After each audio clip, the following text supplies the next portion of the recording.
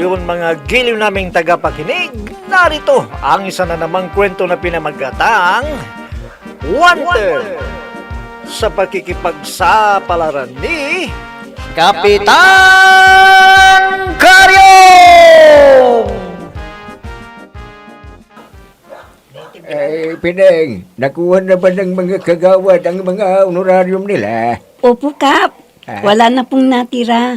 Pati mga honorarium ng mga BHW, CVO, Lupon, BNS, nako na nila, Kap. Mabuti naman kung gano'n.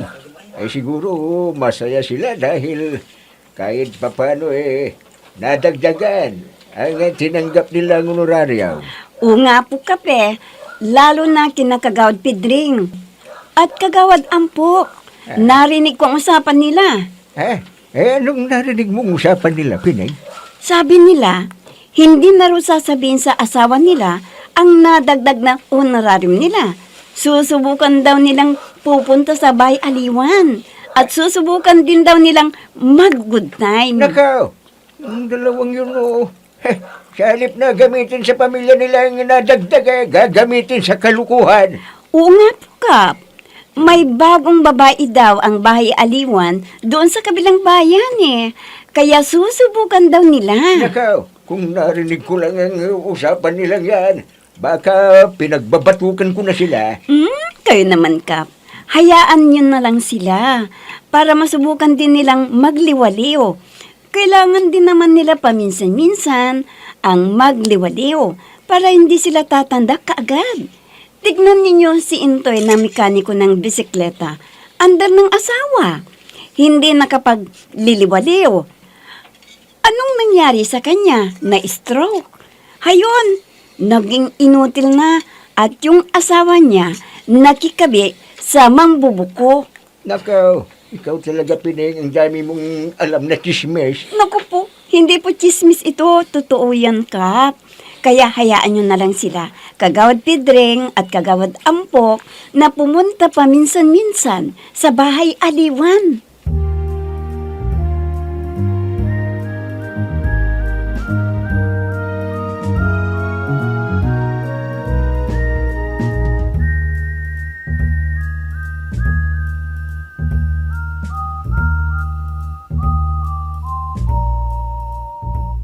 Darwina, ikaw na muna ang bahala dito sa tindahan dahil aalis ako.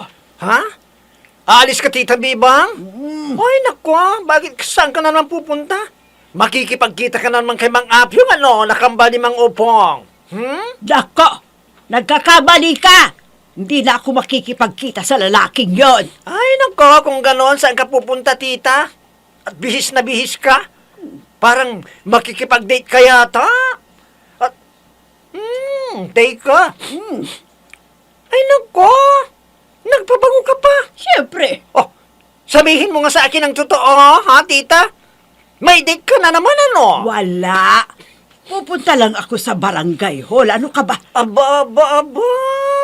Alam ko na. Si Kapitan ang kadit mo ngayon, Ay, nako, aminin. Ay, nako, hindi ako makikipag-date sa kanya. Kinuha lang niya akong membro ng Lupon Tagapamayapa. Kasama ko si Melinda.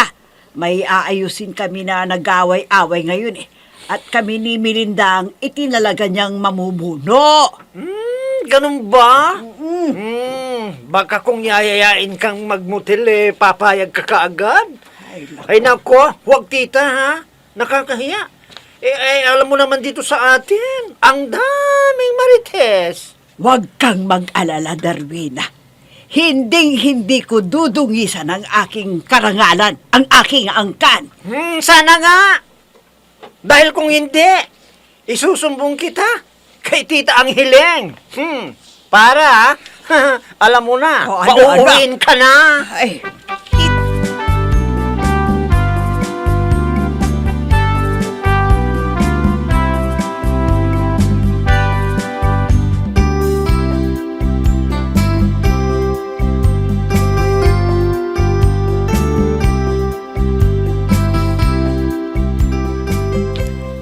Friend, believe din talaga ako kay Melinda. Ang galing pala niyang mamamagitan sa mga nag-aaway-away. Pati yun lang. Bilib ka na sa kanya. Kahit ako kayang-kaya kong gawin yun. Naku, friend, ha? Bakit ba parang inis na inis ka kay Melinda, ha? Nakatulong na nga yung tao, Ganyan ka pa sa kanya. Kala niya siguro, hindi ko napapansin na lagi silang nagkikindatan ni na kapitan kanina.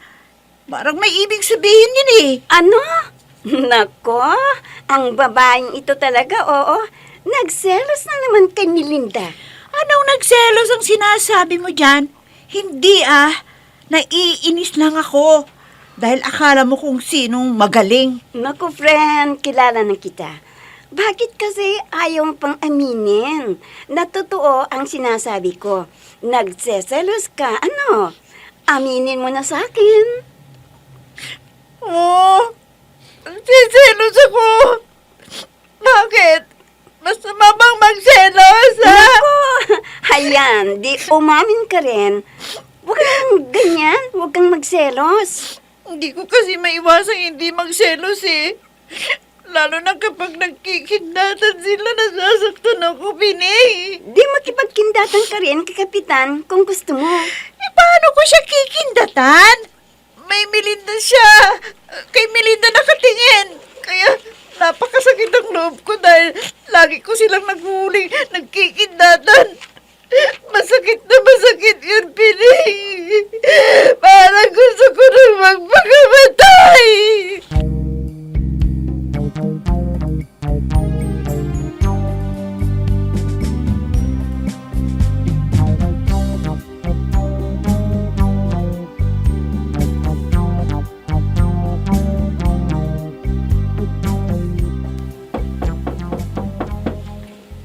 Sandali lang, nandyan na.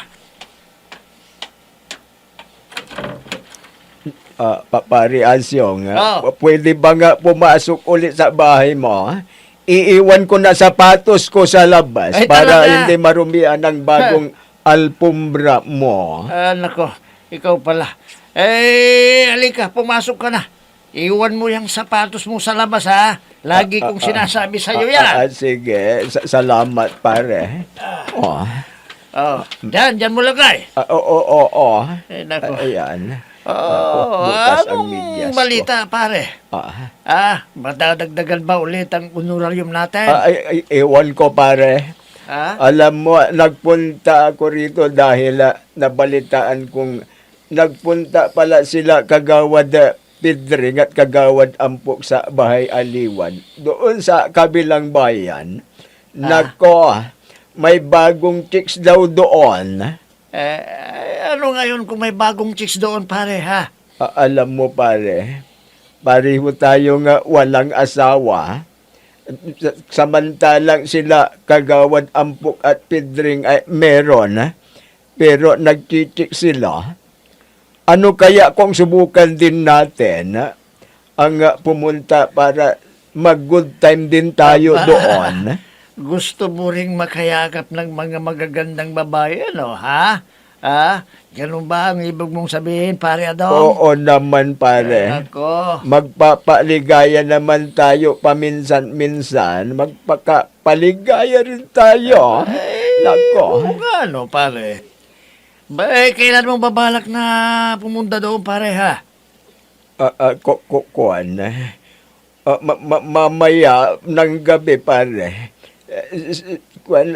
Mamayang gabi. Oo, mamaya ang gabi na. Subukan natin. Sige. Anong oras mo ako dadaanan dito, pare, ha? Ano? Maaga na lang, pare.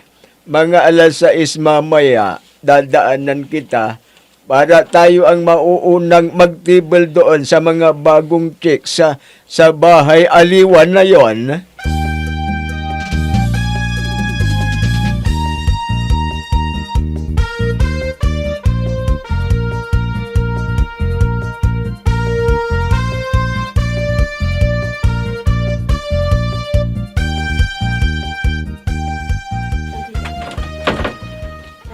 Pare Bunjing, saan ka galing?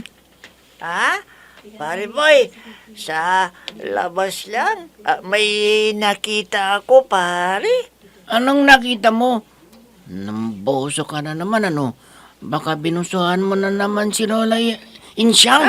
Naku, hindi Hindi ko gagawin yan. Hindi ako katulad ng iba dyan na mambubuso sila. Kasalanan sa Diyos yan, pare. Kasalanan sa Diyos, sabi mo? Muhari ka pa. Ano ba yung sinabi mong nakita mo? Pare, nakita ko sila kagawang pindring, kagawang ampok na may inuwing chicks. Ang gaganda nila.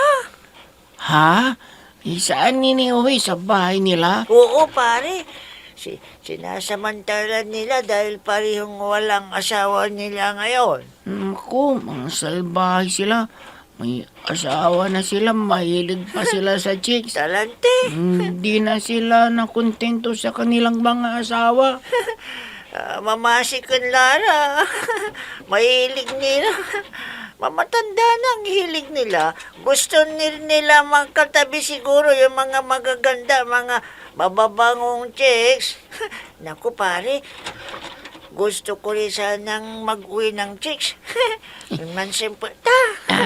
Sige. Subukan mong mag-uwi dito ng bayarang babae. Ha? Kung palalayasin na kita, baka mamaya, ang madala mo rito may sakit na impax. Nako, mahawaan pa kami ni Lola Insyang.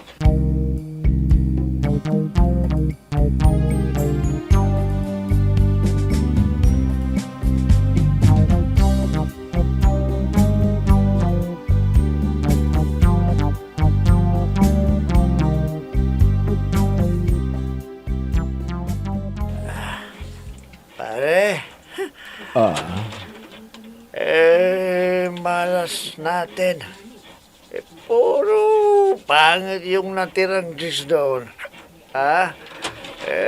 Naunahan tayo sa mga bago.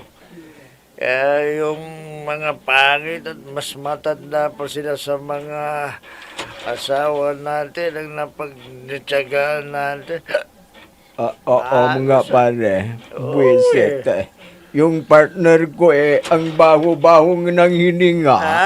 Parang imbornal ang amoy. May bulutong pa. Kung hindi lang ako nakainom, ayaw ko sanang gamitin Ako rin pare. Yung nakasiping ka, may ka. Ang baho rin na hininga. May bulutong din. Kala ko, impax na yun pare. Naku, kung hindi lang ako nakainom, ayaw ko pare, ayaw ko. Pare, parang iba ang pakiramdam ko Parang sumasakit ang ulo ko at buong katawan ko. Bakit pare? Ano pa bang ibang nararamdaman mo, Kanina parang hirap ako sa paghinga. Ikaw pare, wala ka bang problema sa pakiramdam mo? Nako, pare. Pareho lang pala tayo. Hirap din akong huminga. Nako, kinakabahan ako, pare. Ako rin pare. Kinakabahan na rin ako. Hindi kaya ang mga babaeng yun ay, nako, huwag naman sana. Aray ko, pare, aray ko. Aray. Bakit? Aray. Anong nangyayari sa'yo, pare? Pare, biglang napagkasakit ng ulo ko. Sumabay itong puson ko. Aray, aray ko. Aray. Ako rin, pare. Bigla din sumakit ang ulo at pusong ko. Nako, hindi totoo ito. Pare, Hindi. mabuti pa. Pumunta na tayo kaagad sa doktor. Delikado ito.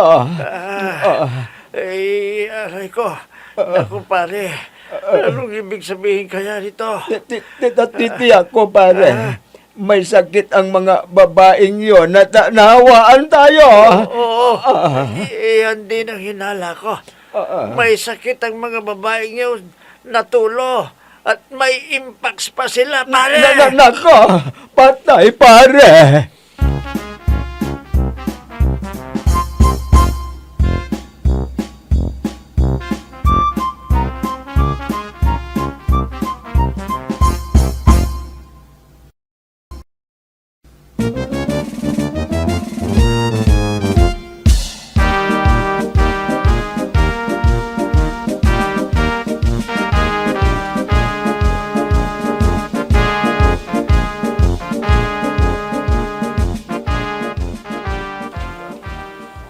magandang araw sa inyo, mga kapwa kong opisyal ng barangay. Bakit parang kulang tayo ngayon? Oo nga, Kap eh. Wala yung dalawa. Sila Kagawad Pidring at Kagawad Ampok. Bakit wala sila? Na-influensya na naman ba sila nila Kagawad Asong at Kagawad Adaw? Hindi ko alam, Kap. Kanina ko pa sila tinatawagan pero ayaw sagutin ang tawag ko. Kung gano'n, malamag na na-influensya na sila. Ang mga walang hiya. Kap, nag-text sa akin eh, sila Kagawad Pidring at Kagawad Ampok. Ah. Hindi raw sila makaka-attend sa session ngayon. Ay, untanta. Bakit hindi raw sila makakatan?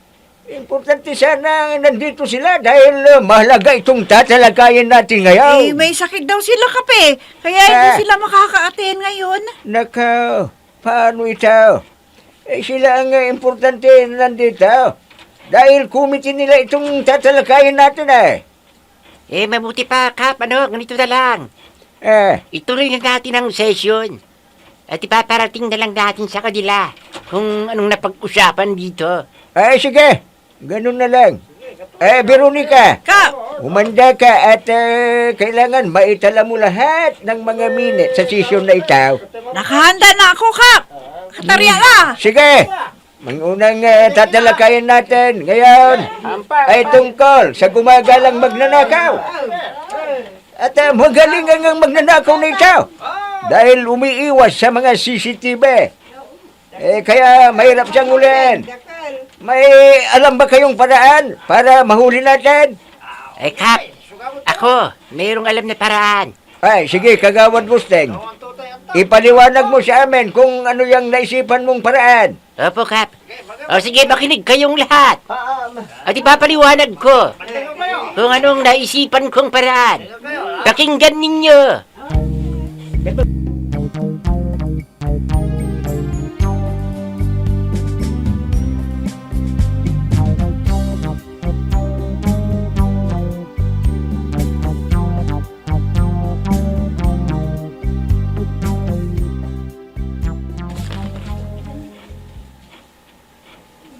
Ano ko mga kapatid?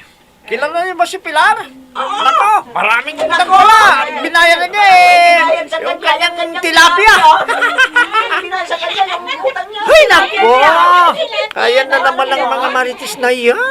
May ibang issue na naman sila. Oo, Darwina. Pero, hindi sila ang napapansin ko eh. Ay, nako, Melinda. Akin unti magama. Katulad ka rin ng mga marites na yan. Ayaw kong ganyan, ha? Oy, pumayag kung mamasukan kang sales lady dito sa amin. Pero, huwag ka namang marites. Sino yung napapansin mo na sinasabi mo? Ayun no, yung lalaki na nakatayo at nakatingin dito. Ang ganda ng tindig, di ba? Ha? Ay, oo nga, Melinda. Sino kayang lalaking yan? Sino kaya? Ayan na siya, oh. Papalapit na siya dito. Teka, crush niya yata ako eh. Mr. Pogi, ano pong kailangan nila? Ito ba yung barangay ng Hingaluan? Ha? Darwina, ang tinig niya. Parang tinig ni Adonis. Nakakalaglag panty. Lalaking lalaki siya. Ha? Hoy, Melinda, ha? Sobra ka na. Ang landi-landi mo. May boyfriend ka na. Malalaglag bang panty mo sa lalaking yan? Ha? Naku. Mister? Sino pang hinahanap mo? Halika dito sa loob. Pasukin mo ako. Ay, pumasok ka. At dito na tayo mag-usap sa loob. Melinda!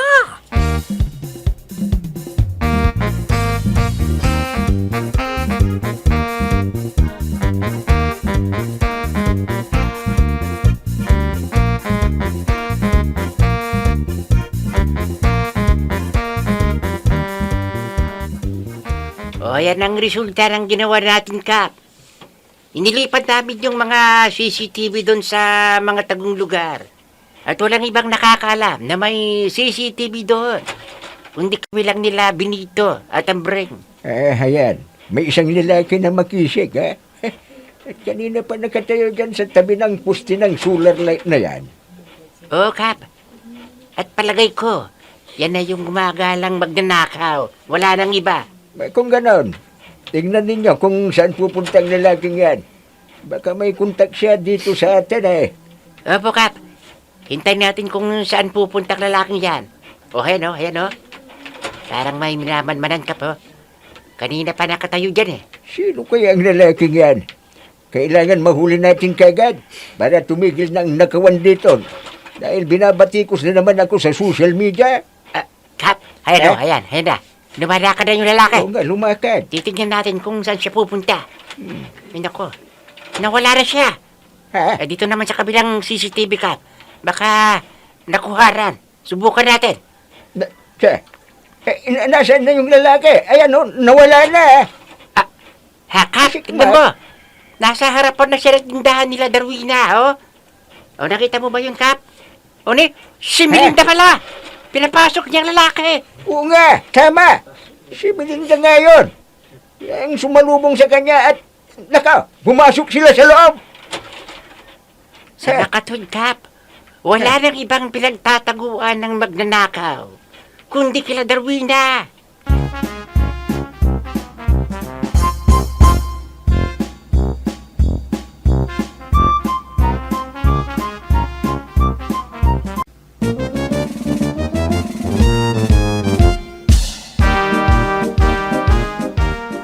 Sino kaya ang lalaking nakita nila sa CCTV?